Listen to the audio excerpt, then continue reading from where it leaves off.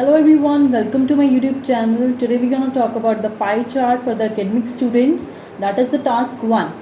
Today we will discuss some of the vocabulary and the tricks and tips that you will require to score high bands. So the very first tip is that you have to proofread the statement. You have to read twice. So what you will do is you will underline the subject and then you will group the information by understanding the pie chart. You will group the information and after that you will write it. The very important tip you must keep in mind is you must have the time to proofread your pie chart that you have written in the exam. As proofreading the statement that you have written, the answer you have written will obviously there will be some mistakes, so you will be able to rectify them, so that will increase your score band. The next step, the very basic difference between the static and the dynamic data, I am going to show you on the paper. Before attempting pie chart, what you have to do is, first you will recognize that the data given, is it a static data or the dynamic data? Now you will ask, what is static data and the dynamic data? Static data is the data which is given over the fixed period of time, as it is written here, over the fixed period of time. And the opposite, the dynamic data, that changes over the period of time. Now what is the basic difference?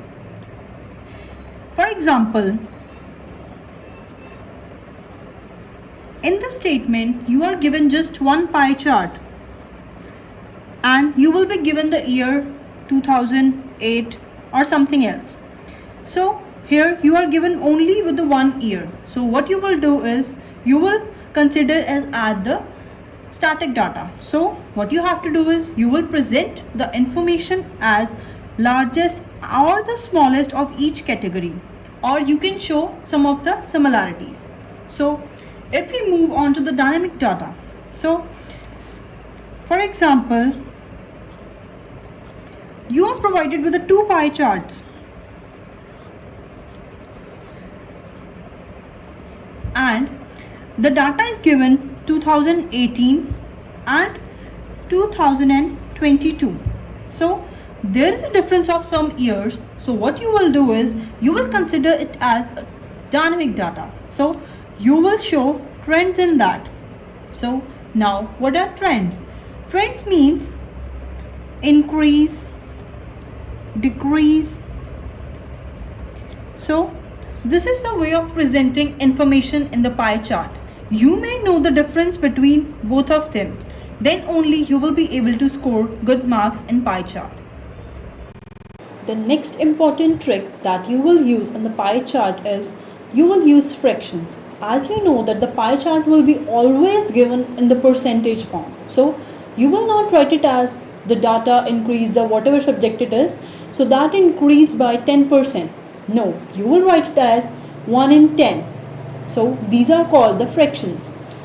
Here are the pictures. You can check them out and you can pause the video.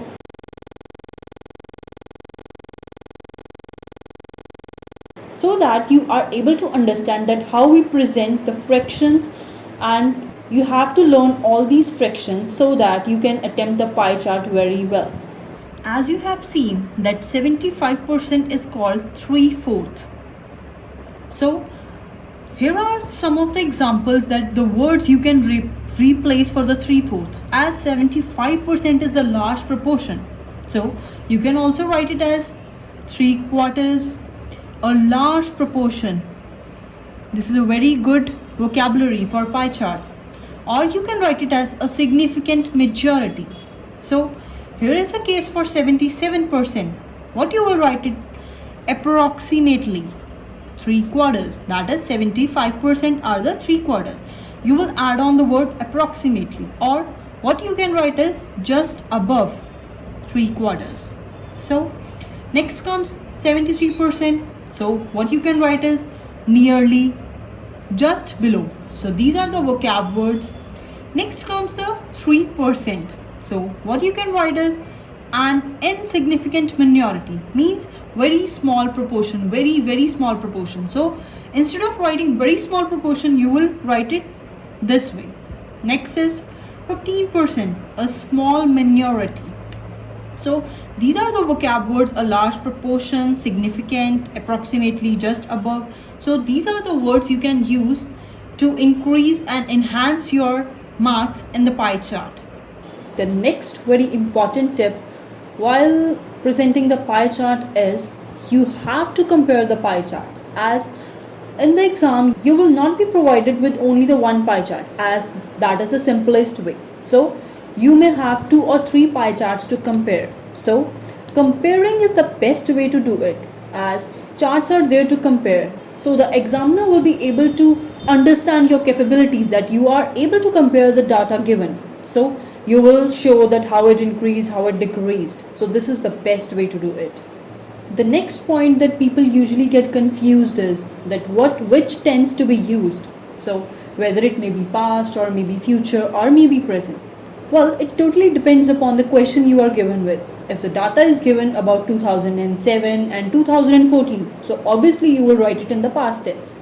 But there may be questions where you will be provided with the data. For example, one pie chart is given with the information of 2010 and the next pie chart is given about the information of 2021, that what is going to happen in future. So obviously while comparing, you will say that this pie chart depicts this and the another pie chart that provides the information in future, that you will obviously use the future tense. So this is all about the tenses to be used. The next important point you must keep in mind is you do not have to give your opinion.